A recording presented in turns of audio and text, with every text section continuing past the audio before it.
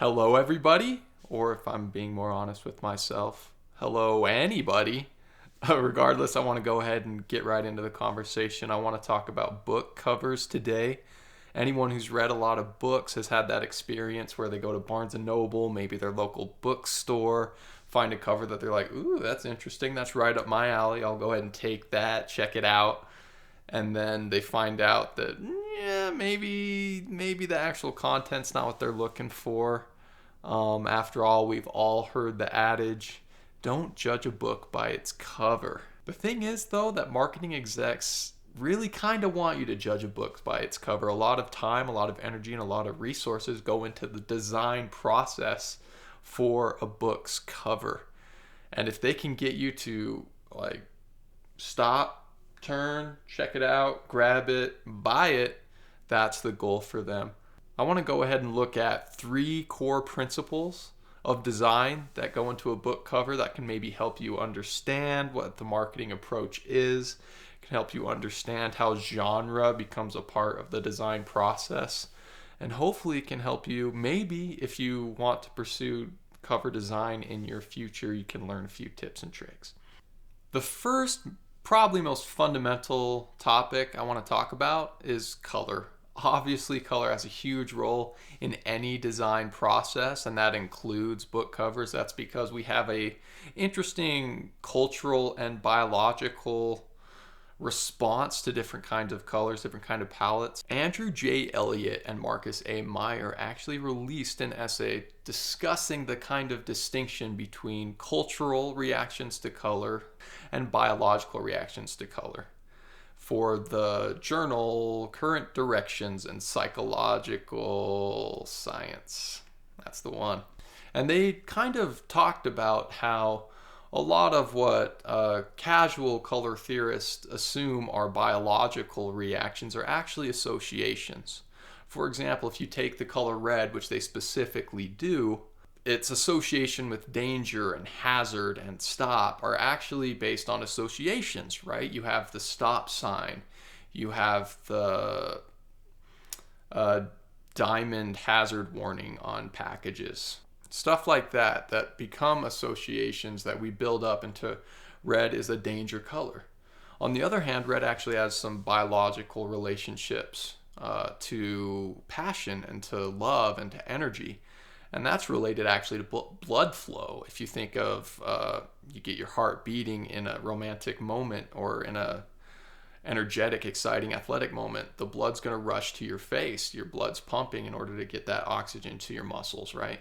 So these moments of intimacy and of athleticism actually have created a color association where when we view red as humans, we cannot help but think a little bit of passion and of intimacy.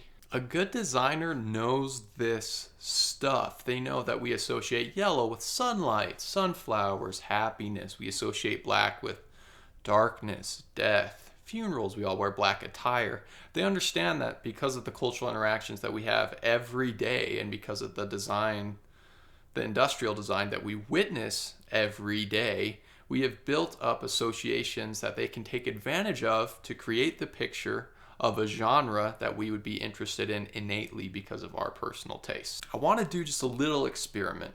So if you go ahead and look to your left, you'll see a super basic cover for one of my favorite books, The Lord of the Rings. And what I want to do is I'm going to go ahead and switch the color palette.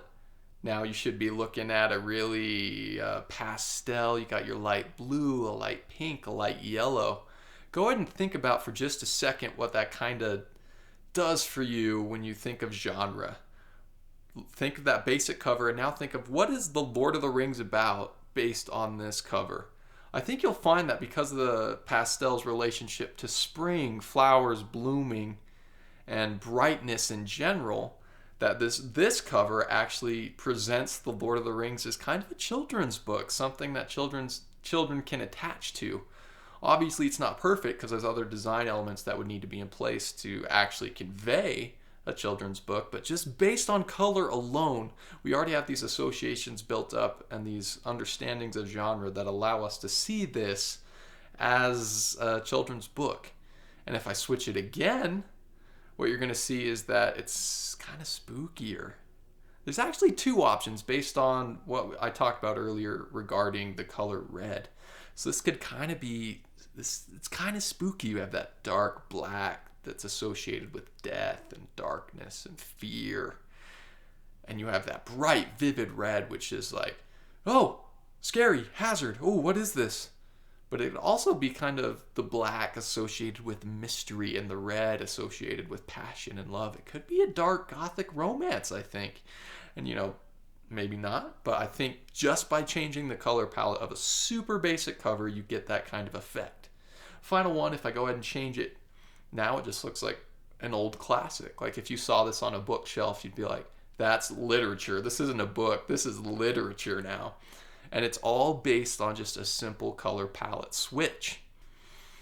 All right, I want to go ahead and move on to the second principle of design I want to talk about, and that is typography, or simply the font of the text. Font is something that it can be so subtle, but it's important to actually kind of break down why font matters, what it does, why it functions so well as a principle of design in the first place. For a publication called The Reading Teacher, Frank Serafini and Lindsay Moses actually kind of broke down on a very simple, very quick hitting level why font is important. And they were talking specifically for children's books, but I think it actually goes farther than that, and I'll get into that in just a second. So what they talk about is how we all have a mental voice. When you read text, we often all read it aloud to ourselves. So the point is that a basic font, we read in our basic mental voice. But in a book, if all of a sudden the text is bold, you read it loud, you read it hard. Or if you're on the internet and you see a comment that's in all caps, whoa, that's an angry comment. And it's because in our mental voice, that change in font, that change in typography actually translates to a change in how we read it aloud in our head. I think a great example of this is actually graphic novels or comic books. Like I'll throw a couple panels up to the left and you can see what I mean. But essentially, right, you have this scene that is depicted, but you can't actually hear it. But because of a crazy font like the boom or the zooms or the wax, you know how you're supposed to hear the text that's in front of you. There's also, again, I want to emphasize this again because it's so important and plays a role in all of the design principles I'm talking about, and I would argue any design philosophy, is that certain typographies have associations that have been built up through cultural interactions. For example, Times New Roman is the essay font to me because that's what I had to choose when I wrote all my essays growing up. So I see it, I think essay. In the same way, you have like a Comic Sans, which is goofy. Like you see it and you just think goofy, you think silly, you think can't be serious. And on a different level, you have the Impact font, which kind of is like a meme font now. Like you think of like classic memes when you see the Impact font. A designer worth their salt knows about these associations. They're in tune enough with popular culture to understand that this equals this in our heads, not because it has to, but because it just does. That's how we've made it over time. I want to again do a little experiment. So if you look to the left, I've got that same basic cover. And now what I'm going to do is instead of messing with palette, I'm going to mess with font. So we have this first font. And this is, immediately I'm not thinking anything modern at all. I'm thinking Sir Gawain and the Green Knight. I'm thinking a new translation of a medieval poem. Simply based on a font change. And if I switch it again, that's sci-fi. Like immediately, that space, there's something about the spacing, the sleekness, and minimalism of the lines that's how you experience it. It's immediately genre specific, immediately just because of associations we've made. And I think there's actually, just because of the history, there is a sense of how we'd read it. Like I think you can look at the sci-fi one and kind of read it robotic, Like I don't think that's too big of a stretch to make. And finally, if I switch it one last time, that's an action thriller. That's a Jack Ryan novel, That's Tom Clancy for sure. Something about that little hiccup, that little glitch. Glitches in general are associated with technological advancement. So you immediately it's modern, immediately you read it as modern. And immediately there's that genre spice where you know what book this is.